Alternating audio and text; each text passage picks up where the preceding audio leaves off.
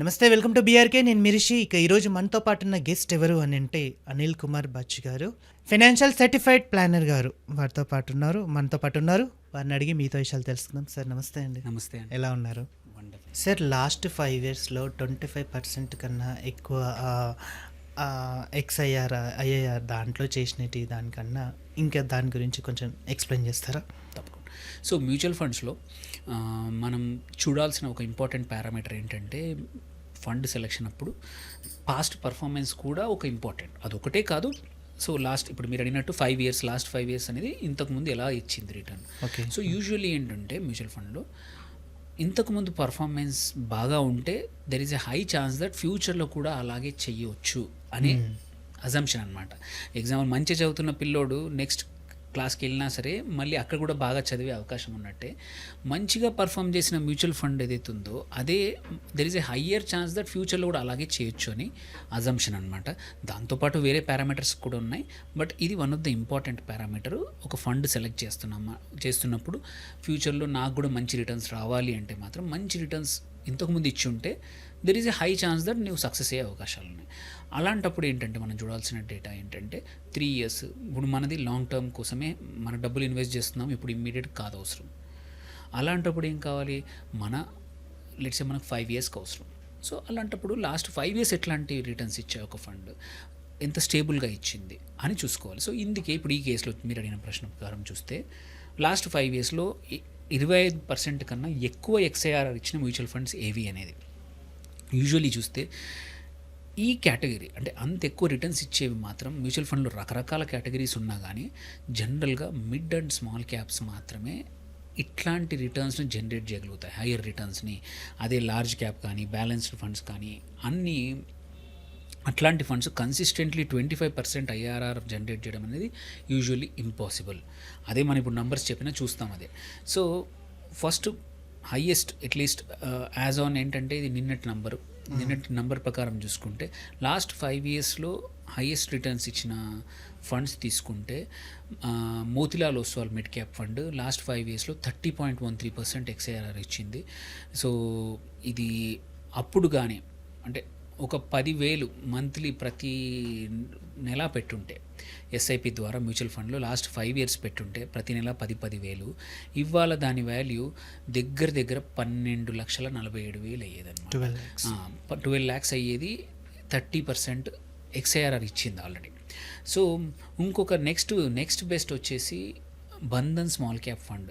నేను చెప్పినట్టు mid and small క్యాప్సే ఎక్కువగా ఉన్నాయి. బంధన్ స్మాల్ క్యాప్ ఫండ్ కూడా 30.08% ఎక్స్ఐఆర్ ఇచ్చింది లాస్ట్ 5 ఇయర్ యావరేజ్. అక్కడ కూడా నువ్వు సేమ్ 10,000 ఎస్ఐపిలో పెట్టుంటే ఇవాళ 12.46 లక్షల వర్త్ అయ్యేది. అంటే మన చేతి నుంచి వెళ్ళింది ఎంత, మనము నెలకి 10,000 అంటే సంవత్సరానికి 1,20,000, 5 సంవత్సరాలు అంటే 6 లక్షలు మనం పెట్టాము. సో 6 లక్షలు 30% ఎక్స్ఐఆర్ఆర్తో 5 ఇయర్స్లో డబల్ అయినట్టు. సో మనం పెట్టింది 6, ఇక్కడ 12,46,000 అయినట్టు అనమాట. So quant small cap next fund అంత హయ్యర్స్ ఇచ్చింది ఏంటంటే అబోవ్ 27.8, 27.8% ఇచ్చింది. ఇందులో సేమ్ అదే చేసి ఉంటే 11,81,000 తేడా ఉండేది. అంటే ఒక 3% తేడాతో నియర్లీ 60,000-70,000 రూపాయల తేడా ఉంది రిటర్న్స్ ఇన్ 5 ఇయర్సే. So percentage also matters. మంచి పర్ఫార్మెన్స్ ఎందుకు సెలెక్ట్ చేసుకోవాలనేది ఈ నంబర్స్ మనకి జనరేట్ చెప్తాయి. Next Invesco mid cap fund, ఇది కూడా 27.63 ఇచ్చింది. ఇంకో 2-3 ఫండ్స్ ఇంకో 2 ఇచ్చాయి 27.52. అది వచ్చేసి ఇన్వెస్కోలోనే స్మాల్ క్యాప్ ఫండ్, అట్లాగే Nippon India small cap fund. So ఇవన్నీ కూడా 27 పైన ఇచ్చాయి రిటర్న్. అండ్ ఇంకొక 2 ఫండ్స్ కూడా HDFC mid cap, Edelweiss mid cap కూడా 26 పైన ఇచ్చాయి. అండ్ మిగిలిన చూసుకుంటే other than mid and small cap కానివి 2 ఫండ్సే ఉన్నాయి. ఒకటి Nippon India multi cap fund, అదొక 25.63% ఇచ్చింది. అట్లాగే ఒకటి Nippon India large and mid cap, Motilal Oswal large and mid cap. అంటే ఎక్సెప్షన్స్ ఇందులో నేను 10-15 ఫండ్స్లో చూసుకుంటే మిగిలినవన్నీ mid cap funds or small క్యాపే.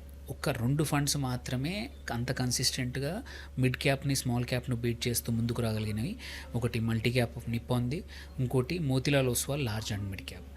So దీని నుంచి మనకి ఏం అర్థమవుతుంది అంటే ఏంటంటే, మీ ఇన్వెస్ట్మెంట్ లాంగ్ టర్మ్కి 5 సంవత్సరాలు 6 సంవత్సరాలు 7 సంవత్సరాలు పెట్టాలనుకుంటే మాత్రం ఐడియల్గా large and mid cap large cap పెట్టకండి. పెడితే mid cap or small cap పెట్టండి. హయ్యర్ సిఏజిఆర్ వచ్చే అవకాశాలు ఉన్నాయి, హయ్యర్ రిటర్న్స్ వచ్చే అవకాశాలు ఉన్నాయి, హయ్యర్ ఎక్స్ఆర్ఆర్ వచ్చే అవకాశాలు ఉన్నాయి. సో ఎనీహౌ మీకు డబ్బులు అవసరం లేనప్పుడు ఆపర్చునిటీ కాస్ట్, తక్కువ ఇంట్రెస్ట్ తక్కువ రిటర్న్స్ వచ్చే దగ్గర పెట్టే కన్నా మంచి రిటర్న్స్ పాస్ట్ పర్ఫార్మెన్స్ ప్రూఫ్ ఉంది, దాన్ని బట్టి అందులో మంచి ఫండ్ ఏదైతే అనిపించిందో అందులో పెట్టండి. అంతే తప్ప తక్కువగా ఎఫ్డీస్లోనూ లేకపోతే ఒక బ్యాలెన్స్ అడ్వాంటేజ్లోనే కానీ లిక్విడ్ ఫండ్లో కానీ పెట్టడం వల్ల ఏంటంటే మీ క్యాపిటల్ ఓన్లీ 10 to 11% పెరుగుతుంది, ఆర్ ఇంకా తక్కువ కూడా పెరుగుతుంది. దానివల్ల ఏంటంటే మీ క్యాపిటల్ మనం పెట్టిన 6 లక్షలు సపోజ్ అదే కేసులో తీసుకుంటే 7.5-8 లక్షలకే ఆగిపోతుంది. అదే ఇట్లాంటి వాటిల్లో అయితే 12 లక్షలు 13 లక్షలు 11-12 లక్షల వరకు వెళ్ళొచ్చు. ఇదే మనం కంటిన్యూ ఎక్కువ రోజులు చేస్తే ఈ డిఫరెన్స్ ఇంకా ఎక్కువ అవుతుంది అనమాట. సో అందుకే ఇన్వెస్టర్స్ ఎప్పుడైనా సరే నీ ఇన్వెస్ట్మెంట్ హొరైజన్ని బట్టి దాన్ని బట్టి నువ్వు ఫండ్ సెలెక్షన్ చేసుకుంటే ఏంటంటే మనకు హయ్యర్ రిటర్న్స్ సక్సెస్ అయ్యే మనం అనుకున్న గోల్ తొందరగా రీచ్ అయ్యే అవకాశాలు ఉంటాయి. అలా కాకుండా మనకు మాత్రం డబ్బులే అవసరం లేదు తీసుకెళ్ళి అసలు రిస్క్ లేని దాని రిటర్న్స్ రాని దానిలో పెడితే మనము ఫర్ ఎవర్ వెయిట్ చేయాలి, ఆ డబ్బులు పెరగవు, మనకు ఫ్రస్ట్రేషన్ వచ్చి ఇన్వెస్ట్మెంట్ ఆపేస్తాము కానీ ముందుకు వెళ్ళామన్నమాట. సో అందుకోసమే ఈ అనాలిసిస్ ద్వారా తెలిసింది ఏంటంటే బెటర్ మీ లాంగ్ టర్మ్కి కావాలంటే మిడ్ అండ్ స్మాల్ క్యాప్స్లో ప్రిఫర్ చేయండి. అందులో మంచిగా పర్ఫామ్ చేస్తుంది, మంచి ఫండ్ మేనేజర్, మంచి పోర్ట్ఫోలియో చూసుకొని స్మాల్ అండ్ మిడ్ క్యాప్లో పెడితే ఏంటంటే హయ్యర్ రిటర్న్స్ వస్తాయి. ఇది డేటాబేస్ ఇది మన ఓన్గా చెప్పడం కన్నా కూడా లాస్ట్ 5 year పర్ఫార్మెన్స్ చూసి ఎక్స్ఐఆర్ఆర్ చూసి చెప్తున్నమాట అనమాట. So fund selection is very important while investing. Okay, thank you sir.